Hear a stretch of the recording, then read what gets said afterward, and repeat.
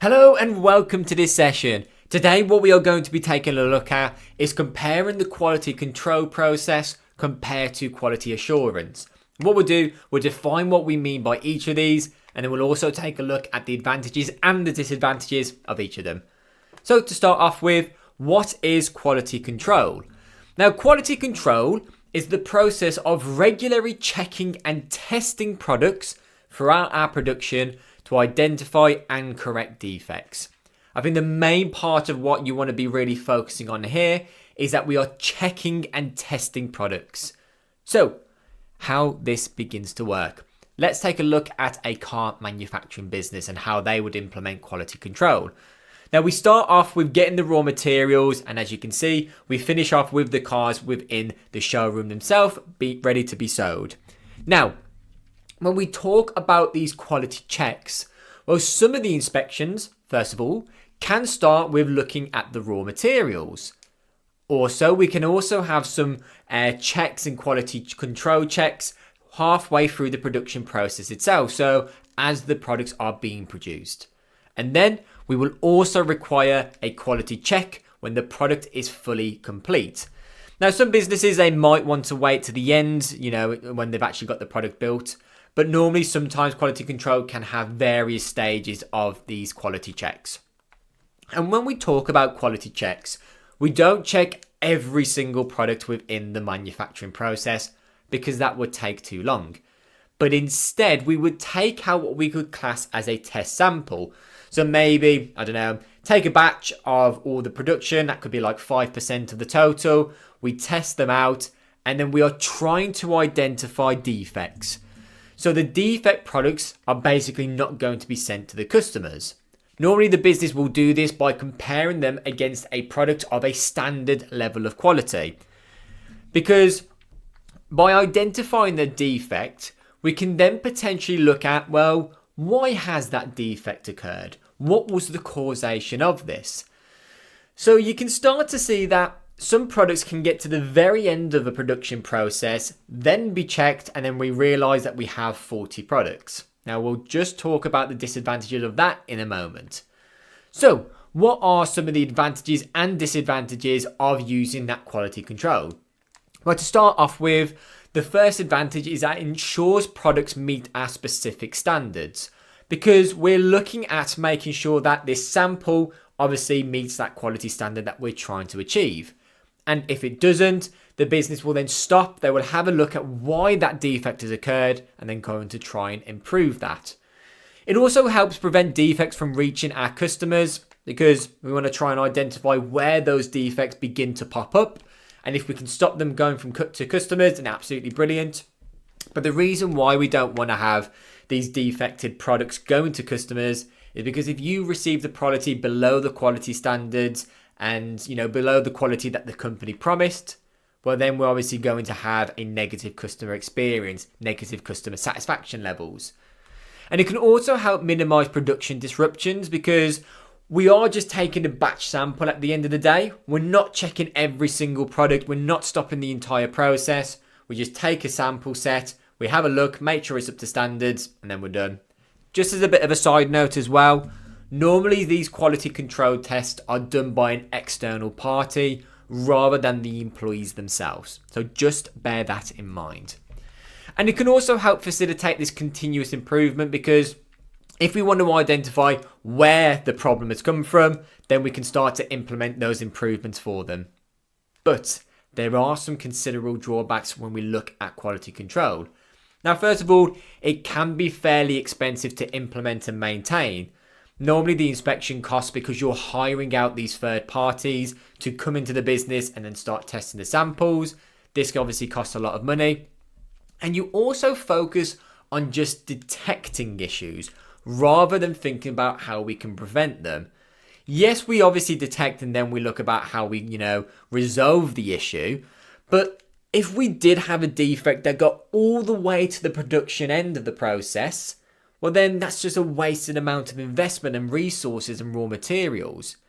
So, and this is when we'll talk about quality assurance in just a moment, but you're only detecting where the problem is. You're only detecting the actual products that are defects. When we look at quality assurance, on the other hand, this is when we are trying to implement constant quality within the processes themselves, not just identifying the defect products.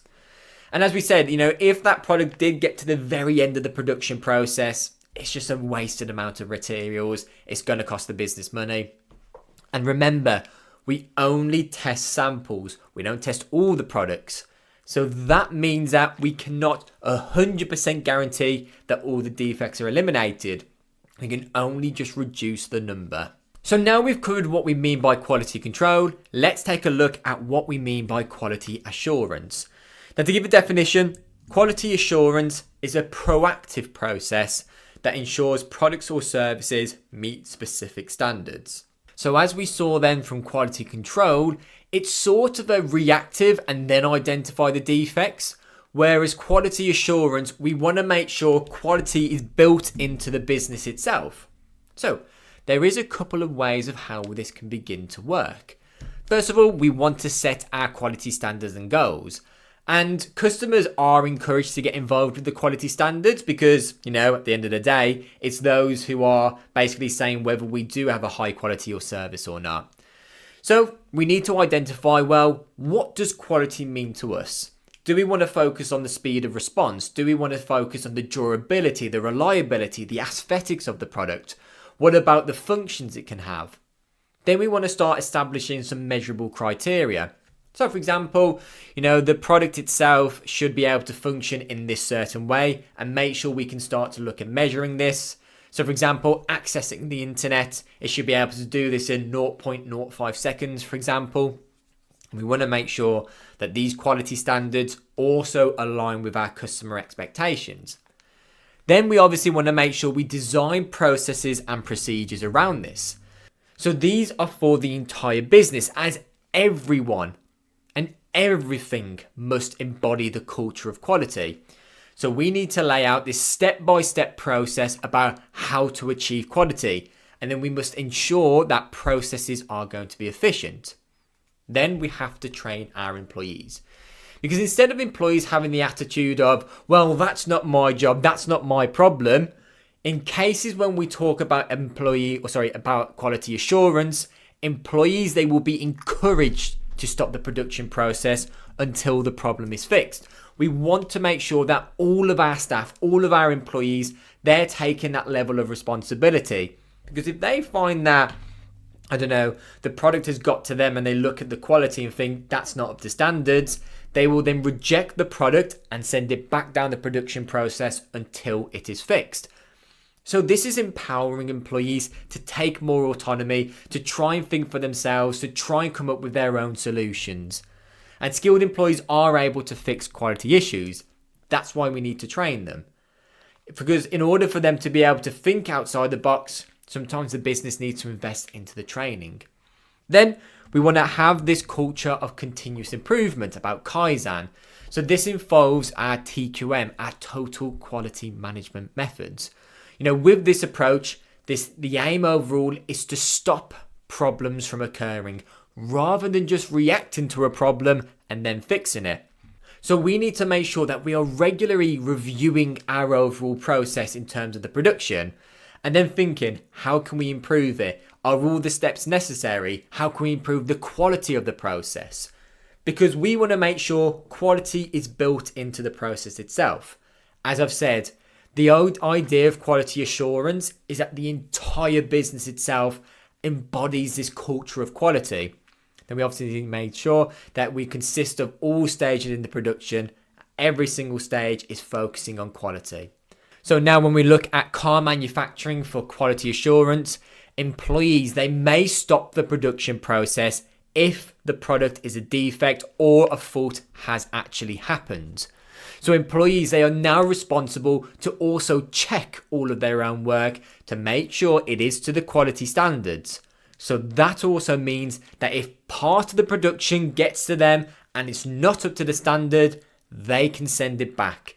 And this will happen at every stage of the production, not just till the very end. So, what are some of the pros and what are some of the cons of quality assurance? Well, to start off with, When we looked at quality control, it's about identifying the defects. Quality assurance sets out to prevent them from happening in the first place. They want to try and continuously improve their business process. And if we are preventing these defects, going back to lean production, one of the biggest examples of waste in business is wasted raw materials, wasted resources. If we prevent defects, we are preventing and we are reducing the waste, which obviously means the business can save up on some costs. And of course, if our production process is focused on making sure we only produce the best quality products, then that improves the customer satisfaction levels because those quality products are reaching the customer without fault and exactly delivering on what we promised.